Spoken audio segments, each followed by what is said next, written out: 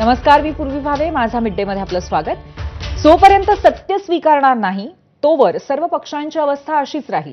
जनतेने आपल्याला का नाकारलं आहे याचा अभ्यास न करता छाती बडवण्याचं काम करतील तोवर हे जिंकणार नाहीत, अशा शब्दात मतचोरीचा आरोप करणाऱ्या विरोधकांना मुख्यमंत्री फडणवीसांनी सुनावलंय. तसंच लोकांना भ्रमित होण्याचं कारण नाही. आमची महायुती अभेद्य आहे, आम्हाला कोण भेटतो यावर युती ठरत नाही, अशा शब्दात ठाकरे बंधूंच्या संभाव्य युतीवरही त्यांनी टीकास्त्र सोडलं. तर बोगस लाडक्या बहिणींची चौकशी होतीये, चुकीचे लाभ घेणारे आहेत त्यांना लाभ बंद केले जातील, असंही मुख्यमंत्र्यांनी स्पष्ट केलं.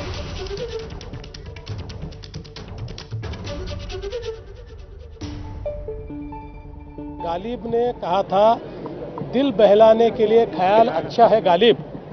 बस वही मैं कहना चाहता हूँ. ये अपना दिल बहला रहे हैं और अपने कार्यकर्ताओं को बताने की कोशिश कर रहे हैं कि अपन तो जीत ही रहे थे. अपनी हार में कोई षड्यंत्र है ताकि कार्यकर्ता बिखर न जाए. अपनी हार का आत्मचिंतन ये नहीं करेंगे तब तक ये नहीं जीतेंगे.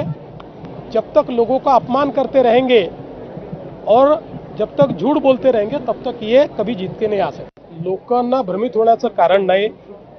आमची महायुती अभेद्य आहे. आम्ही महायुतीमध्येच लढणार आहोत. आम्हाला कोण भेटतं याच्यावरनं युत्या ठरत नसतात. कोण भेटतं याच्यावरनं राजकारण होत नसतं.